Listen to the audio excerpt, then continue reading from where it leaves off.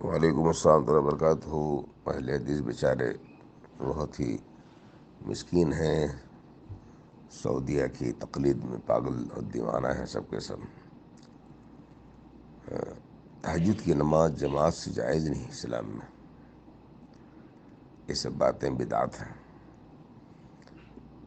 جماعت سے جو ہوگی وہ تراویح ہوگی، ان کو تراویح پڑھنا چاہیے، اور تراویح پڑھ کر کے جو لوگ پھر تہجد پڑھتے ہیں یا 4 رکعت پڑھتے ہیں، 4 رکعت تب پڑھتے ہیں، یہ بالکل غلط بات ہے، بلکہ یہ امت کو تھکانا ہے۔ امت کو تراویح پڑھ لیں 11 رکعت یا 9 رکعت جو بھی پڑھ لیں امام کے ساتھ، امام پڑھ کر ختم کرے، تو وہ جا کر سو جائے تب بھی ان کا کمپیوٹر چلتا رہتا ہے، اور فجر تک لکھا تھا اللہ کے ہاں کہ وہ پڑھ رہے ہیں۔ لیکن جو پڑھ کر آدھا چھوڑ دے اور بعد میں پڑھے تو یہ اس کی بد نصیبی ہے، کیونکہ وہاں سے پھر وہ کمپیوٹر رک گیا۔ یا ہے کہ کسی نے کہا کہ ہم پورا رات میں پڑھیں گے، بعد میں پڑھیں گے، تو اس کا چلا ہی نہیں، خالی جتنا پڑھا اتنا پایا۔ اچھا، ایک تو بات تھی نقصان کی، دوسرے اس وقت تہجد کی نماز کہتے ہیں، اس کو تراویح نہیں کہتے۔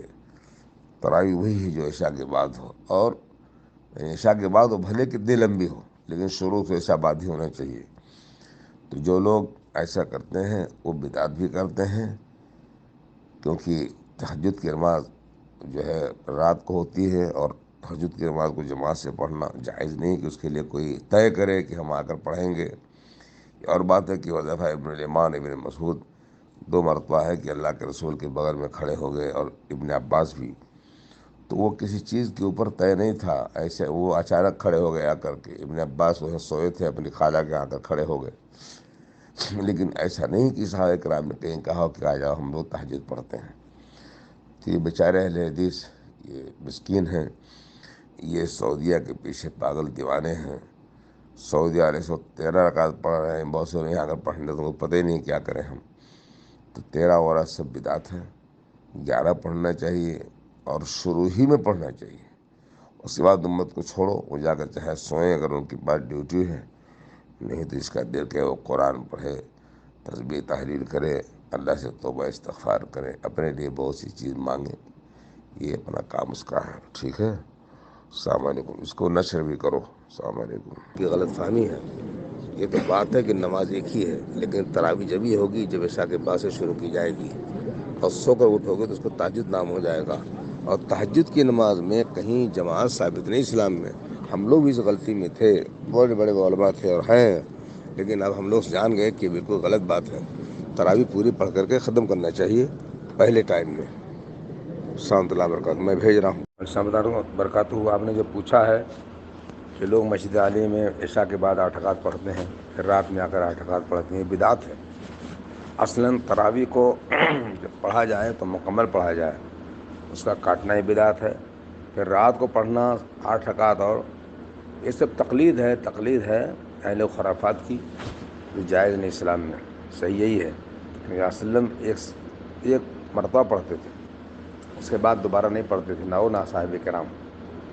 بس یہ کام غلط ہے کہ 8 پڑھیں پھر اٹھ کر کے 8 پڑھیں 2 بجے کے بعد، یہ تو 16 ہو گئی، نہ 20 ہوئی نہ 8 ہوئی، یہ بھی غلط ہے، نبی صلی اللہ علیہ وسلم کے طریقے کے خلاف بھی ہے۔ السلام علیکم۔ نئی بات اتنی جلدی کوئی نہیں قبول کر سکتا، ہم لوگ بھی ایسے کرتے تھے، لیکن اب سمجھ بات آ گئی، یہ خرافات ہے، اس کا کوئی ذکر نہیں۔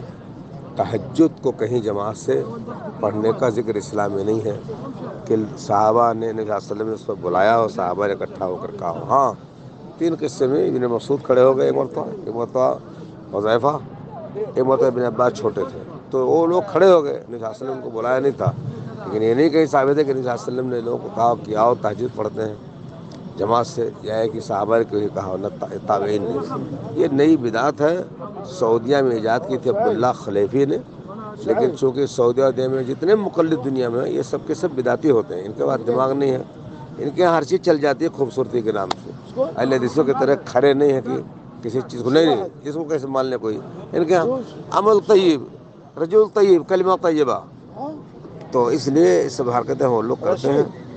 شیخ اسحاق مانیں گے ان کو بھیجو ان کے. السلام علیکم.